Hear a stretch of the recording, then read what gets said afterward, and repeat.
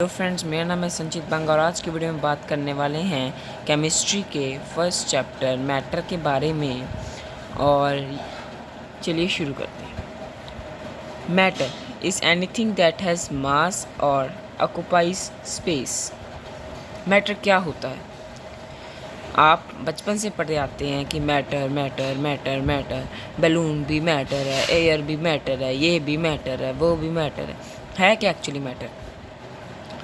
जिसका कुछ मास हो, जिसका कुछ वॉल्यूम हो या जो स्पेस ऑक्युपाई कर रहा हो, उसको हम क्या बोलते हैं? मैटर। ठीक है, जैसे अभी मेरे हाथ में स्केच है, अब मैं यहाँ पर रख रहा हूँ, ये कुछ स्पेस ऑक्युपाई करेगा, कर रहा है, स्पेस ऑक्युपाई कर रहा है, और इसका कुछ मास है, तो ये क्या है? मैटर है।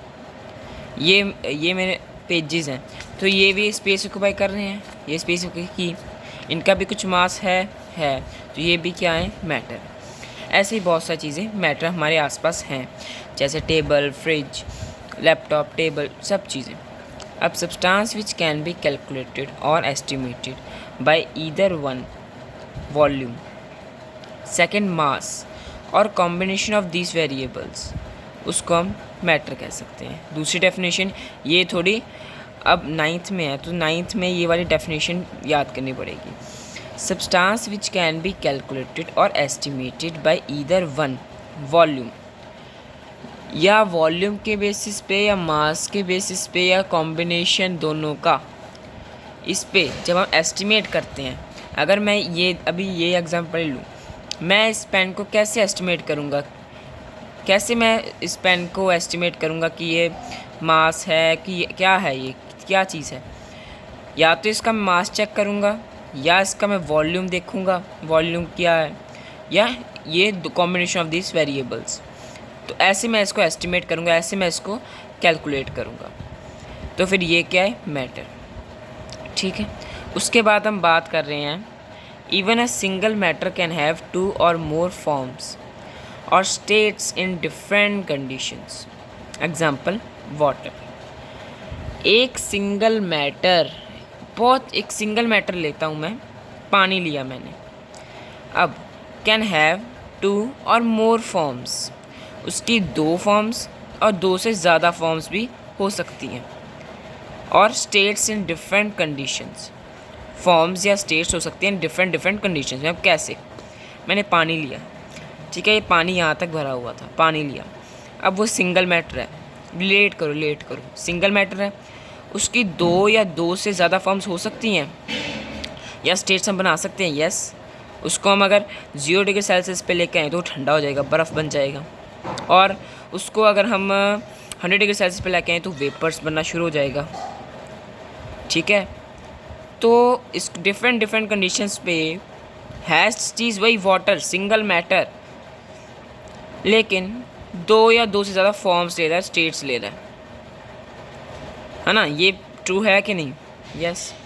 अब मैटर को हम कैसे देख सकते हैं, कैसे हम पहचान सकते हैं, कौन सी प्रॉपर्टी से हम उसको समझ सकते हैं? पहला है फिज़िकल प्रॉपर्टीज़, दूसरा केमिकल प्रॉपर्टीज़। और इस चैप्टर में हम फिज़िकल क्या होता है उसका, जैसे हम किसी भी इंसान को मिलते हैं तो उसकी फ़िज़िकल प्रॉपर्टीज़ भी देखते हैं और उसके अंदर की प्रॉपर्टीज़ भी देखते हैं। ये फिज़िकल प्रॉपर्टीज़ क्या होती है? जो बाहर की प्रॉपर्टीज़ जो हमें दिखती हैं, केमिकली हमें एक्सपेरिमेंट देखना पड़ता है, लेकिन ये हमें दिखता है। अच्छा, सबसे ये जो छोटे पॉइंट्स हैं ये बहुत इंपॉर्टेंट है, तभी हाईलाइट किए हैं, इनको याद कर लो। पहला है matter is made up of particles. लोग तो कहते हैं पार्टिकल्स, पार्टिकल्स होता क्या है एक्चुअली, मैं आपको बताता हूँ। एक्चुअली क्या है कि इन लोगों के पास एटम भी था, मॉलिक्यूल भी था, आयंस भी थे। ठीक है, इन्होंने कॉमन टर्म रखनी थी इन तीनों के लिए, तो इन्होंने रख दिया पार्टिकल्स। अब ये particles can be atom, can be molecule, can be ions, कुछ भी हो सकते हैं, तो ये कॉमन टर्म ला दी। अब एटम या मॉलिक्यूल या आयंस क्या होते हैं? एटम होता है एक सिंगल, मतलब कि एटम ले लो एक सिंगल यूनिट, मॉलिक्यूल ले लो उसका ग्रुप। जैसे ये AU ले लिया, ये H2O ले लिया, ये NaCl क्या होता है? Na पॉजिटिव होता है, Cl नेगेटिव होता है। ठीक है, तो ये क्या है? एक आयन है, इस पर चार्ज। आयन क्या होते हैं? वो पार्टिकल जिस पे चार्ज होता है, वो एटम या वो मॉलिक्यूल जो चार्ज होते हैं। अब हम एटम और मॉलिक्यूल को भी आयंस में कन्वर्ट कर सकते हैं उनको चार्ज देकर। उनको आर्टिफिशियली हम बहुत ज़्यादा चार्ज देंगे तो वो हो सकता है कन्वर्ट। ठीक है, मतलब एटम, मॉलिक्यूल और आयंस, कॉमन टर्म क्या है? पार्टिकल्स। और ये पार्टिकल्स मिलकर क्या बनाते हैं? मैटर। अब पार्टिकल्स ऑफ मैटर है स्पेस बिटवीन देम। एक ये डायग्राम, ये ध्यान से देखो, ऐसे पार्टिकल सॉलिड के जुड़े होते हैं। अब इनमें छोटी छोटी मैंने हाईलाइट की हुई हैं स्पेसिस हैं। अब ये है स्पेसिस, इंटरस्टिशियल स्पेसिस, इनको हम इंटरस्टिशियल स्पेसिस बोलते हैं। तो particles of matter have space between them. Particles of matter move continuously. अब इसका बेस्ट एग्जांपल है, आप लो एक बीकर लो, उसमें पानी डाल लो, ठीक है, और उसमें एक ड्रॉप इंक डाल दो, तो क्या होगा? कुछ ही सेकंड्स बाद वो इंक जो है पूरे वाटर में घुल जाएगा। घुल जाएगा, क्यों घुलेगा? क्योंकि वो कॉन्टीन्यूसली मूव करते रहते हैं पार्टिकल्स कॉन्टीन्यूसली। जे अगर देखिए, ऐसा कभी हुआ है कि अगर आपने शुगर मिक्स की हो पानी में और एक चम्मच में तो ज़्यादा शुगर आ रही हो, टेस्ट आ रहा हो, और दूसरे में कम आ रहा हो? ऐसा हुआ नहीं। क्यों? क्योंकि ऐसा नहीं होता कि जब यहाँ पर मैंने डिपॉजिट की तो यहीं पर रही, वो कॉन्टीन्यूसली मूव करते रहते हैं पार्टिकल्स। तो मूव करते करते करते करते सब जगह एक मात्रा पहुँच जाती है। अब particles of matter attract each other. हर एक पार्टिकल जो है वो दूसरे पार्टिकल्स को अट्रैक्ट करता है, नहीं तो ये सारे जो आस पास आप देख पा रहे हो वो तो होते ही नहीं, वो तो ऐसे बिखर जाते। पार्टिकल्स खींच के कौन सी फोर्स रख रही है? वो है ये अट्रैक्टिव फोर्स। ठीक है, उसके बाद हम बात कर रहे हैं कि particles of matter are very small, बहुत छोटे होते हैं, तभी तो मैं देख नहीं पाते। अब कहोगे सर आपने तो बोला था कि पार्टिकल्स ये होते हैं, और फिर आपको कैसे पता लगा? है ना, कैसे पता लगा? जब अगर देख नहीं सकते, बहुत छोटे हैं, तो कैसे पता लगा? भाई हमने एक्सपेरिमेंट्स किए हुए हैं, इसलिए हमने ये स्टेटमेंट्स दी हैं। ठीक है, तो आपको इन स्टेटमेंट्स को समझना है।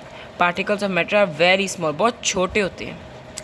आप जो भी देखते हो वो क्लस्टर होता है इन पार्टिकल्स का, वो ग्रुप होता है इन पार्टिकल्स का।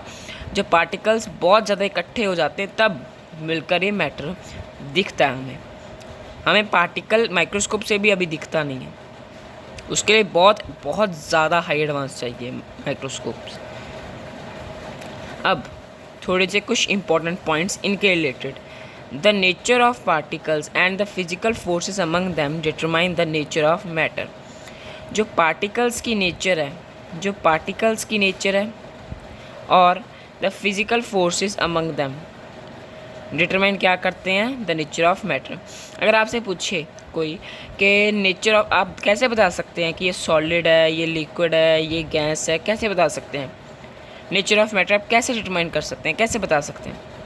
तो आप कहेंगे पहला पॉइंट, मैं नेचर ऑफ पार्टिकल्स को देख के। नेचर ऑफ पार्टिकल्स को कैसे? मैंने अभी बताया, वो कॉन्टीन्यूसली मूव करते रहते हैं, कॉन्टीन्यूसली मूव करते रहते हैं। तो उस बेसिस पे आप देख सकते हैं कि कौन सा ज़्यादा कर रहा है, कौन सा कम कर रहा है, क्योंकि सॉलिड लिक्विड गैस में हम डिफ़ाइन कर देते हैं ये कि ये ज़्यादा करते कम करता है, ये उससे कम करता है।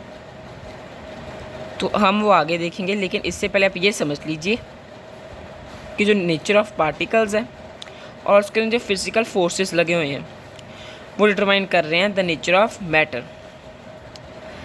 उसके बाद है the every matter of particle is bonded to another particles due to attractive force among them. अब ये ऐसे जा रहे हैं, क्यों? क्योंकि अट्रैक्टिव फोर्सेस है इनके बिटवीन।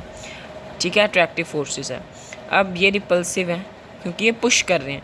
देखो, अगर कोई पार्टिकल दूसरे पार्टिकल को पुश करे तो रिपल्सिव, अगर पुल करे तो अट्रैक्टिव। और जो हर पार्टिकल्स एक दूसरे पार्टिकल से बॉन्डेड होते हैं, क्यों? क्योंकि अट्रैक्टिव फोर्सेस है। अब मैंने बता ही दिया कि जो स्पेस होती है नेबर पार्टिकल्स में क्या होती है? Interstitial spaces. अब कहते हैं कि डिफरेंट मैटर्स की अलग अलग स्पेसिस होती हैं। अब क्यों होती हैं? क्योंकि डिफरेंट अरेंजमेंट्स होते हैं उसके। जैसे ये तो सॉलिड का है, लिक्विड का तो बहुत दूर दूर होता है। ठीक है, और नेचर ऑफ पार्टिकल से डिपेंड करता है कि उसकी काइनेटिक एनर्जी क्या है। काइनेटिक एनर्जी आप पूछोगे सर आपने तो पढ़ाया नहीं। बेटा, जो मूव कॉन्टीन्यूसली, मैंने बोला ना, मूव करते रहते हैं, उस ऐसे ऐसे ऐसे जो मूव करते हैं, उसकी जो एनर्जी होती है जब वो पोजेस कर रहे होते हैं, वो काइनेटिक एनर्जी होती है। ठीक है, अब उनके डिफरेंट अरेंजमेंट्स के कारण और द नेचर ऑफ पार्टिकल्स, उसके पार्टिकल्स के नेचर से हम क्या देख रहे हैं कि जो स्पेस हैं ये वेरी कर रहे हैं डिफरेंट मैटर्स में, कहीं में बहुत कम है, कहीं में बहुत ज़्यादा है। क्यों? क्योंकि अरेंजमेंट्स डिफरेंट है और नेचर ऑफ पार्टिकल्स भी डिफरेंट है। अब the movement of particles depend upon nature of matter. अब मूवमेंट है, अच्छा अगर मूव कर रहे हो आप किस चीज़ पे डिपेंड कर रहे हो? अपने लेग्स पे, अपने फोर्स पे कि फोर्स कितना लगा रहे हो, ये चीज़ पे। अब यहाँ पर क्या डिपेंडेंसी है? यहाँ पर सबसे पहले जो है नेचर ऑफ मैटर तो आएगा ही आएगा। क्यों आएगा भाई? क्योंकि देखो जो गैस है उसमें बहुत तेज़ करते हैं, बहुत ज़्यादा तेज़, ठीक है। लिक्विड में उससे कम, सॉलिड में उससे कम मूवमेंट होती है। सॉलिड में जस्ट वाइब्रेट ही करते हैं, ऐसे ऐसे वाइब्रेट करते हैं।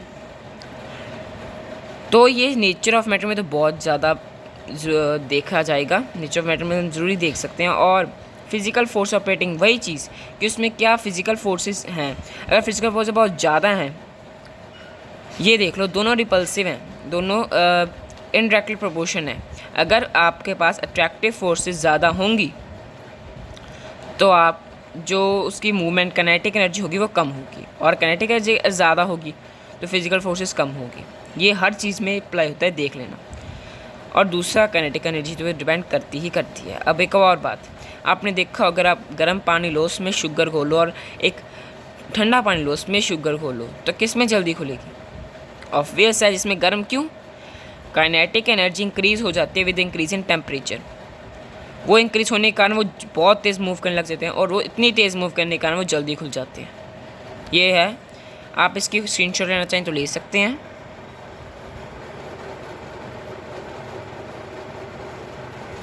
चलिए अब आगे पढ़ते हैं। आज हम यहीं तक ही पढ़ेंगे।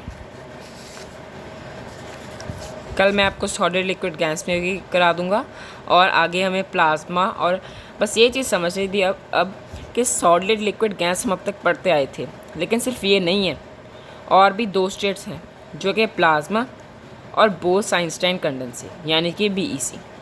अब इनमें आप पहले रिसर्च कीजिए, थोड़ी सी गूगल से समझिए, फिर मैं आपको डिटेल में पढ़ाऊँगा ही पढ़ाऊँगा।